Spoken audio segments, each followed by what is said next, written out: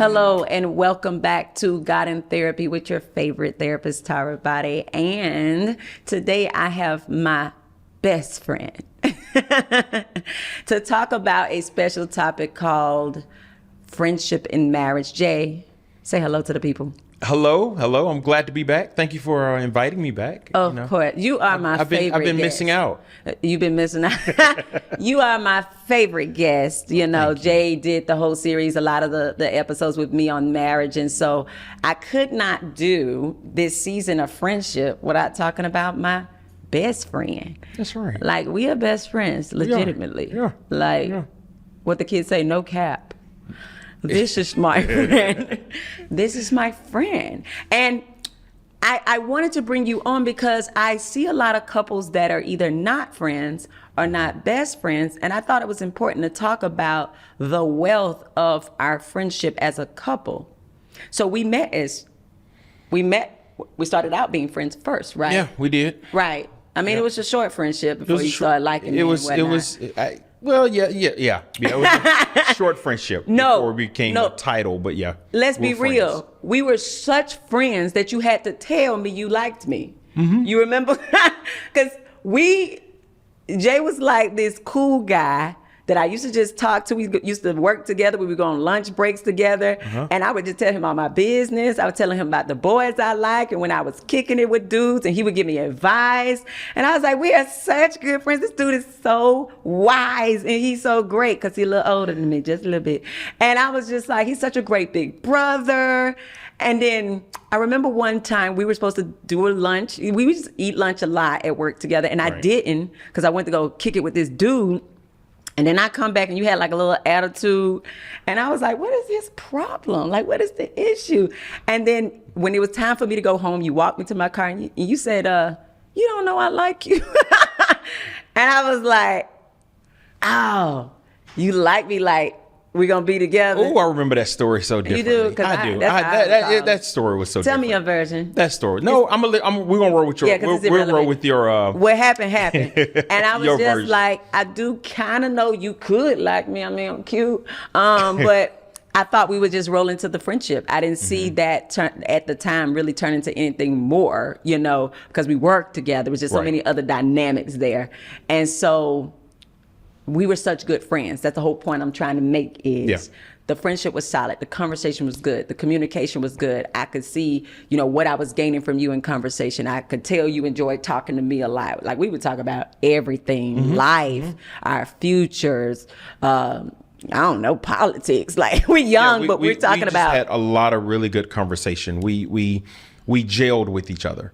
And our, I think just the dynamics of our background and our beliefs played a lot into that.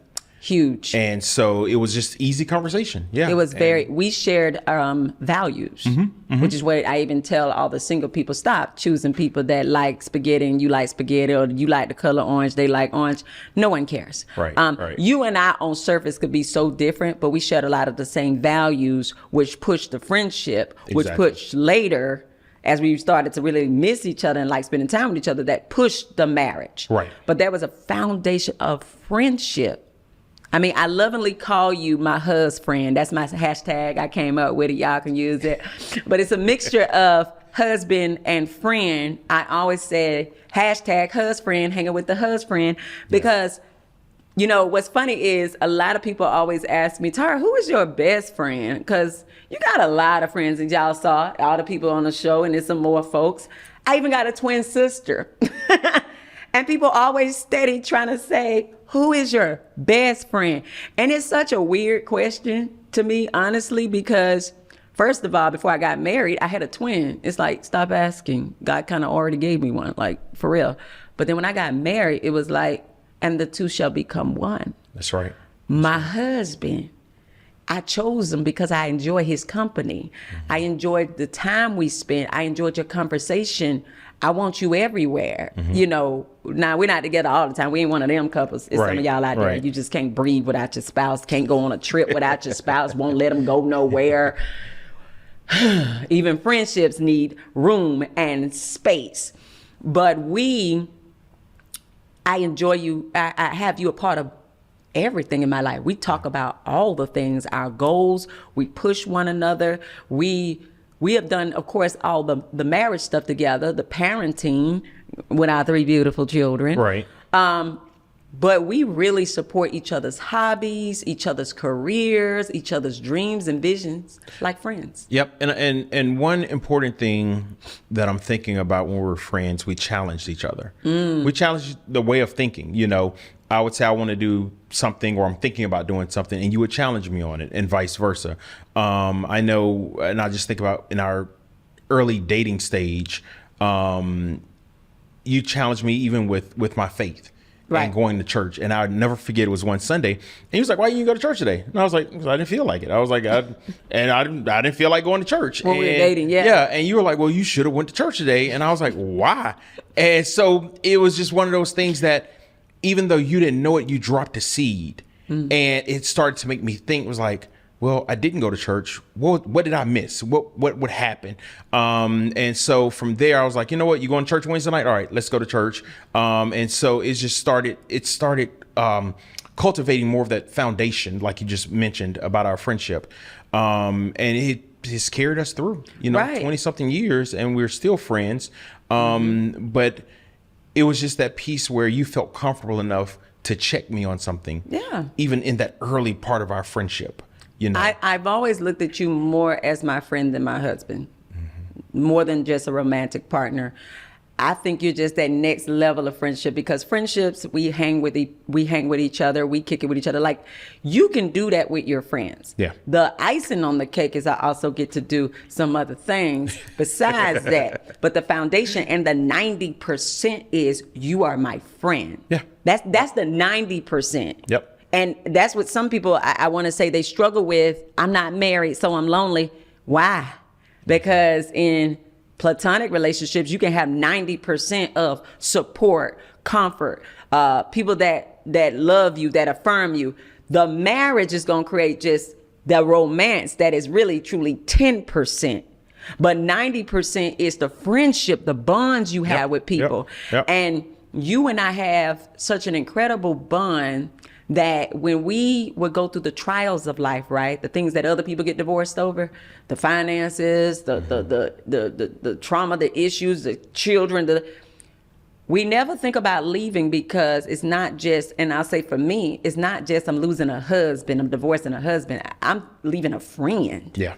Like, this is a person I talk to all day, every day. Like, we even in the last 3 years after the pandemic, we work at home together. Right. Like, we are straight coworkers. Right. Like, I'm a therapist, you got your own job, you do what you do, but we see each other all the time. And the pandemic exposed that a lot of people aren't friends. They're married, but they're truly not friends. They were not. And they weren't used to spending that amount of time with their spouse, and it really irritated them because their friendships were out at work and all the other places that they couldn't get to anymore. Right. So not having those connections, but I'm married, bothered a lot of people because they realized my spouse is not my friend. Yeah. They don't support my visions. They don't care about my emotions. They don't care about what I want. They don't even listen. And everything you just said builds around trust. Mm-hmm. And so you have to trust the other person with your heart, with your visions, with everything that you're trying to do in life. Right. You have to trust that person. One, is this in my best interest? Or is this person, going to have my back during this time? But two, that was something that you and I always had, was that trust. Right. I knew that if I told Tara something, she's not going to give me advice that's going to hurt me. And same thing, you would tell me things and you would trust the advice I would give you. Wouldn't always do it, but you would trust most things that I would tell you. But I did. It's always so important when I hear other couples and they say, hey, my spouse is not necessarily my best friend. And I ask a little deeper question, why? Mm-hmm. And it always boils down to some shape, form, or fashion. There's an area of trust that's not there. They don't trust them with a part of their life, or they have this person who has always met that need, and they're not willing to give that up for their spouse. Yeah. I can't tell you how many couples that I have to counsel that will tell me my spouse just doesn't have that capability to meet that need, that communication need, that that closeness. And I'm like, but they're supposed to, right? That's part of marriage. Mm-hmm. So you're going to have to separate from that other person to give your spouse a chance to get that. They don't have a chance to build that with you when there's already somebody occupying that space. And they don't want to go a season without having it while their spouse grows in that and becomes that in order to allow that to happen. So they don't get this true bond of a companion. And then if you don't have a companion, you don't have oneness. Right. Yeah. Like we are one. Our friendship and our marriage have made us literally like one. I can't do many things without coming to see how you feel about it. Right. Your advisement. It's not hard for me as a wife to submit to your counsel because you're already my friend. I submit to a lot of my friends' counsel. I say, I want to do this. My friends say, hey, Tara, you might want to look at this, these other parts of that. And then I listen, then I consider it and I make decisions. With you, obviously, because my decisions affect you. Yeah. I'm married to you. Yeah. So I come to you in friendship, in advisement, in partnership, and say, sweetheart, these are the things I'm thinking about pursuing, doing. These are my feelings. This is what's going on. Because I want you to know you're my friend. Yeah. And even with that, there should never be any surprises. No. And so when you're truly best friends, if you met someone, a friend of mine, I say, hey, this is a friend. Right. And they said, Jason, me and Jason, we were hanging out. And we were, smoking and just all this debauchery type behavior. And you'll be like, who are you talking about? Not my Jason. Where Jason? Who is this person? Yeah, that's not mine. And so when you're best friends, you really know. I can tell you exactly if you leave the house, how you're going to act, what you're going to do, what's your turn-ons, what's your turn-offs, what time you going to tell your girlfriends, all right, y'all, it's time for me to head home. I'm tired. I know these things about you. Yeah. And if you step out of character or step out, it's those things that going back to, hey, Tara, this is out of character. And you'll be like, yeah, you know what? It is. Right. Because we have that friendship, we have that bond, we have that trust with each other. We do. And so many couples don't have that. No. I think that's missing a lot. And you and I, we've known each other for 24 years, from. Oh, yeah. I know, yeah. Boy, wow. you getting up there. 24, yeah, wow. It'll be 25 years 25 years this year. Since we started dating, it's been 25 years. Getting younger. We are getting younger. We still younger. Fly. Don't worry about it. But I know so much about you. And this is what I don't understand, why couples start to break away the longer they're together, because I've been with you 25 years. I know you better than anybody. Mm-hmm. I know you in all the ways. Mm-hmm. I know you, and it's been the goal to know you. Right. It's been my goal to know you more than anybody else. It's been my goal to meet your needs and your desires more than anybody else. Mm-hmm. Mm-hmm. Because I love your companionship. I love your friendship. If I want to keep it, I'm going to be best friend. Right. That was a goal of mine, to be your best friend. Right. I don't think a lot of couples make it a goal to be somebody's best friend. Like you need to look at, if you say, my husband always hanging with his homeboy, or my wife is always hanging with her homegirl, why don't you go over there and look at what they doing for your spouse?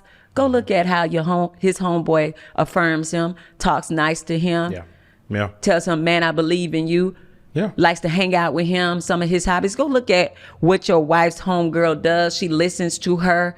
She affirms her. Mm-hmm. She listens to her conversations and don't get tired and say, this woman's stuff.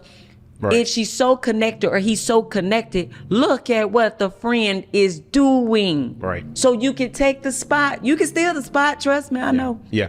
Especially if it's affecting the marriage and your spouse is spending more time with friends. Right. Versus, and like you said a key point earlier, you can have space. There's space, of course, for everything. I love cars. You can care less about cars. No. So you never want to go to a car show if I say, hey, but I went a couple of times. That's what friends do. We're going to go. But it's, but you hit the nail on the head. And I even have a transparent moment for myself, because when you look at love languages, and that was one of the things, words of affirmation for you, that you had others affirming you. Yeah. And I'll be like, why is she on the phone all the time with this person? And I'm like, me and her don't talk like that on the phone for hours on end. And so you and I had a real conversation. A real one. And you said, hey, my love language is words of affirmation. Mm-hmm. Affirm me. I like to hear it. Right. And I was like, okay. All right. And so that was some homework I had to do. Right. And even though, as your best friend, once again, I'm gonna keep saying trust. I trusted you to be honest with me. Right. And when you're honest with me, then I can you trust me to make those changes. So right. And I had to allow the space to tell you that, because sometimes people, they're on the phone with a friend for 3 hours and they just like, I'm just gonna stay on my phone with my friend, but they won't tell their spouse. It's because when I'm on the phone with my friend, I feel like they think I'm funny. I think they're funny. They're trying to make me laugh. They make me feel good when I get off that phone. I'm over here with you complaining, you saying, I didn't not mean your needs. You looking like you got an attitude all the time. No, I don't want to talk to you, because if I'm talking to you and you kill my peace, I got to now talk to my friend to feel better about myself, because no one wants to be with somebody who's making them feel bad all the time, even if I'm married to you. So a lot of people will say, I wish my spouse would put their phone down. They always texting somebody. They always talking to somebody. Ask them what the people do for them. Ask them. Just say, tell me what those conversations do for you. What do they give to you? And then meet the need. Right. Don't be stubborn. Don't be prideful. Meet their need. You are the spouse. It should be your goal to be the most important person in their life and the priority. And I just don't think, I think some people are lazy in their marriage. They don't mind. Oh yeah, you can have friends. Oh yeah, have friends. Have friends. Because now I don't have the responsibility of listening to you. I don't have the responsibility of meeting all your needs. Good. I got like 10 people to meet your needs. And Why you married? Why you married? Oh, you married. And then you left them out there, and then you wonder why they skidded on out the door. Yeah. When did y'all get disconnected? Because you allowed it. Your husband or your wife is gone all the time. They got a man trip or a girl trip every month. And hear me, those trips are important. I'm team. Go hang with your friends. I go on a girls trip every year. You go on a man's trip just to hang out, because these are your boys and these are my girls. I feel like I'm having a great time. You have a great time. But if that's happening all the time. And y'all barely connecting, because when y'all go out on dates, both of you on the phone, both y'all go on vacation, y'all have no conversation. That's a problem. That's disconnect. That's called go to marriage counseling, because something has happened where y'all just coexisting just to say y'all married, but y'all are not friends. If you're not friends with your spouse, you are disconnected. Yep. And I think a lot of times you have to do that inventory and that evaluation and find out what you need to do to rekindle. So I'll use us as an example. Right. A couple of years ago, we had to rekindle our friendship. Right. And so we made it a point of, we got busy with life, busy with kids. We stopped dating, or at least slowed it down. So we were dating like once every 3 months. Right. And we said, we're going to make it a point every month. We're going to plan something. We did. Some type of date, whether it's a night, that first overnight trip. We were going, we were going out of town every month. We were going out, we would do something. Doesn't have to be expensive, find a little cheap Airbnb or whatever. But we were intentional about it, and it rekindled our friendship. Yes. Because it gave us that alone time without all the other noise of the kids, of other friends, work, whatever.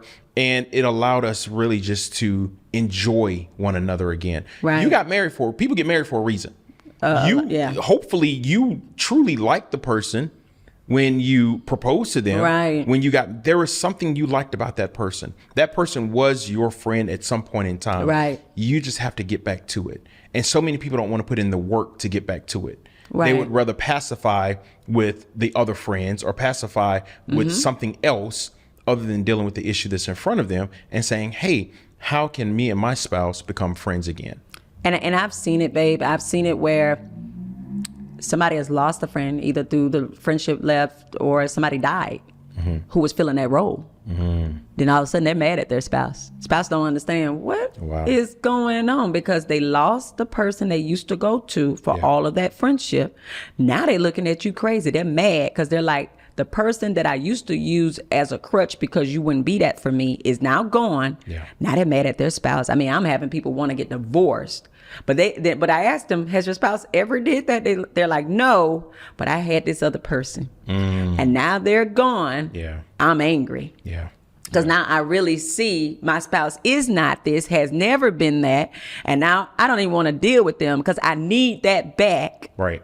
And it's not them. Yeah. And they're not trying, and they're stubborn, and they don't want to fill that role. And they were comfortable with somebody else filling that role. And so that couple has to understand friendship is paramount. There are people getting married because somebody fine, because the sex is good, because he got money. It's You're an going. appearance. Yeah. If you don't build a friendship, that stuff gets old. Like, And it will not last. It will not last. The last. body gonna change. His money might change, and eventually. And here's the thing: like I said before, it's easy to get rid of a spouse that's not your friend. Right. It is so easy for your spouse to get rid of you if you are not their friend. I'm talking to somebody out here. I'm talking, especially with my ladies. You're like, oh, well, he went and got another woman. That wouldn't necessarily happen. Some of them. If you are his friend, if y'all were friends, it's not so easy to be dismissed, because a friendship is deep, it's vulnerable. And we, at year 15, we started reading these cards, these conversation cards. Yeah. We would take those out on dates and saying, instead of us talking about the usual, how's your day, how the kids, Right. we're like, let's ask some deeper questions. And those cards were so good. It would ask, like, what was your childhood dream? What did you want to be when you grew up? Yeah. What frightens you? What makes you upset? We were trying to find out things that we never asked each other. Because we wanted to be able to know. I wanted to be able to say, oh, I know what my man likes. I know what my man wanted to be when he grew up. Oh, I know. And it created just a whole nother level of us knowing each other. Yep. I love that. I loved it. There's nothing more embarrassing than for a spouse to be around, their man and his friends, and they're laughing about something. They have this confused look like, I didn't know that. Right. I didn't know that about you. I'd never heard that before. Why not? Right. You never asked. You never asked. You never went over there to talk to the friends. You got spouses that don't even want to talk to their spouses' friends. Come on, y'all. Yeah. It's like, well, that's their friends. I ain't got to get to know those people. Oh, you better. You better go over there and find out why they're so close, why they cool. Like, what is the connection between them and these people? Right. Sadly, I've had couples that got divorced because the spouse was friends with a bunch of cheaters. You better go and figure it out. Your spouse is hanging with a bunch of cheaters. Yeah, they married you, but their friendship circle is a bunch of cheaters. And now y'all are divorced. Right. Because you married somebody that hung with a bunch of cheaters. Birds of a feather. Birds of a feather flock together. Yeah.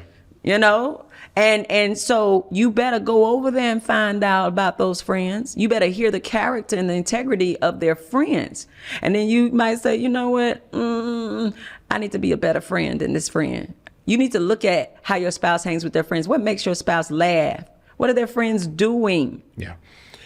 And that's one thing I was thinking about a second ago, laughter. Oh, yeah. And having fun. It is so important. It is so, because to what you said about, the female not being, the spouse, the male's friend or what have you. A lot of times, and I don't want to make it a male-female thing, a lot of times men try to be fathers to their wives. A lot of times wives try to be mothers to their husbands. So unattractive. And right. What are we doing? It's like, yeah, you know what? If I'm going to divorce you, I'm divorcing my mother. I'm divorcing someone who treated me like in a child. parental state. Yeah. And so that friendship piece, you have to, you got to open that door. And the laughter is important. I remember when we first started dating, I would, joke with you a lot. And you're like, are you serious? I don't know if I like that, I was a serious You were super back in the serious. day. And I was like, hey, man, like, calm down. We got to laugh. That's like super important to my personality. Yeah. My family laughs. We make jokes. And I'm like, if I can't joke with you, we're not friends. Because my friends would even tell you, like, who is this? Like, when they would come around, both of us. You would be so serious. And they would say, Tara's not acting like herself. Right. Tara's not this serious. And what was really happening is I was changing my personality around you being super serious. Right. But then when I got with my friends, it's laughing. And so you, I guess, start to pick up on she's not herself around me. Yeah. And I wasn't, because you wasn't receptive to the laughter, to the jovial stuff. And I think you had to come out of that. When I finally found that out, don't ever play a joke on Tara, ever, because she go to the extreme. It was a simple little water gun, and I shot you with the water gun, and Tara didn't have a water gun, so she went and got an actual pot of water, and she said, "Oh, if we're gonna play, let's play." And I said, oh. You go low, I go lower. Sorry, Michelle. But it taught me how to have fun. And it was fun. Yeah, and, it was, And I don't know when it cracked for us, because at this point, maybe we just got old and said we don't care no more. And we just make fun of our kids together. We laugh. We joke. We dance around the room. We do all sorts of foolishness, and I'm loving it. Like, we have fun as a couple. We let down our guard, and we're like, I love you. I can make fun of you. I mean, when I say we joke with each other, and it's beautiful. And I was waiting on that. I was like, okay, I'm team serious and goals and getting the thing done and make, all of that. But sir, I want to have fun with you. And something, I think I don't know. Maybe it was the pandemic. We thought we was going to lose our life with everybody else. I don't know what it was. But I think it happened. It happened before then. It happened before then, because when we could joke with each other, and laughter is so good for the soul. It is. And so, we would go to comedy shows and things like that and laugh. And be able to just joke with each other and not take it serious. Right. Because I know, as my friend, you're not going to hurt my feelings on purpose. No. And we're just joking. And so, but we both were raised we met at an amusement park. Right. We worked at an amusement park. We enjoyed having fun. We like fun. We do a lot of random childish things, like childhood things together. We do. And that has been, that's the most fun about us. We I think we're going miniature golf when we leave here. Like, legitimately, that's what we're doing today. But we always had adventures together. I can count so many adventures I've had with you in 25 years. I've done the most fun things with you. What do we do? Zip lining across the ocean. Across the ocean, with you. Like, I can name all of my first things golfing with you. Right. All of the best movies with you. Yeah. You are my friend. And I got plenty of... You're going to jump out of airplane pretty soon with me. I'm going to take the picture of you. Because I'm not jumping out of a plane. We're going skydiving. Yeah, we're going to do that. No, not on my list. And it don't have to be, because we've never been those type of friends to drag our friend into doing what we don't really want to do. But I'm going to be right there while you're doing it. And it has been the cornerstone, the bedrock of our marriage. Yeah. You are my friend. And I'll tell all my people, no, Jay's my best friend, y'all. Y'all can fight for number 2, 3, or whatever, but my husband is my best friend. And I say, know all of that. He knows everything about me. We don't hide anything. And I love that. I just be sitting there telling you stuff like, hey, this is how I feel today. This person got on my nerves today. And you know what? And you're such a good friend that you'll affirm how I feel, but then you give me great advice. Yeah. You give me great advice, and you really can check me on some stuff. Tara, I heard you talking today, and I ain't say nothing, but babe, you really need to watch your tone with folks. You really need to watch this or that. And I'm looking at you like, yeah, you're probably right. Like, because I know you're not hurting my feelings. Right. You are my friend. You got my back. Like, you don't want people looking at me crazy when you know my heart. Sure. And you're like, babe, you was a little intense in that conversation with them. I'm like, I was? You're like, yeah. And I've called people and text them like, was I intense in that conversation with you? Because Jay said I was. They're like, oh, girl, okay. I'm like, Jay, they're all right. But you always try to watch for my, my character, for how other people view me. It's important to you. It's important, because we are connected. And the same thing for you. I'd be like, babe, watch these people. You real huggy, but some of these females might fall in love and then I have to fight them. And you'd be like, no. Okay. Zoom in. What? My husband is super loving. I mean, we have 3 daughters, and he's a hugger. His mama hugger, the auntie's a hugger, the whole family a huggy bear. And so I'm like, when he hug folk, I be like, oh no, don't hug her no more. They look strange. I'm sorry. I got his back, because I'm like, some of these people out here be thanking you in love just because you hugged them. I'm sorry. That's team me. I'm like, she can take a hug. That one can't, because I don't know the last time she got one, but baby, don't hug them folk like that, because I got my husband back. Like, I'm like, you ain't gonna accuse mine of loving you, because he don't. He love me. But our friendship is like that. We are brutally honest over here. We are brutally honest. You watch my back, I watch yours, because we trying to win and we trying to build together, and ain't nobody gonna tear down our house. Right. That's important to us. Right. We are team Boddie. Yep. And so I have enjoyed you on this segment today. Thank you. Hey, it's an important topic. It's an important topic, and definitely, I hope your viewers get something out of it. But more so than anything, and then and I'll be quiet after this. But it's just friendships are important. They are important. Someone like myself, who I'm an extrovert in public, but I'm an introvert really at home behind closed doors. Don't have a huge friend circle, but I have a faithful 3 or 4 that I can trust and I confide. But with you being my best friend, you're absolutely right. I can come and tell you anything and get that sound advice and know that I can trust you with everything. So, and you do, and that's why you needed a lot of friends, to be honest. I'm just saying, it's like I'm like 5 people, and I do know I'm a bit much. You want me to close? I can close. You want me to close your show for you? Thank you for joining us today on I got it, friend. I pray you got something out of this today. I hope you build a friendship, especially if you have a spouse. Know that God has ordained that to be one of your friendships. And I hope you enjoyed us today here on God in Therapy. Take care. Take care.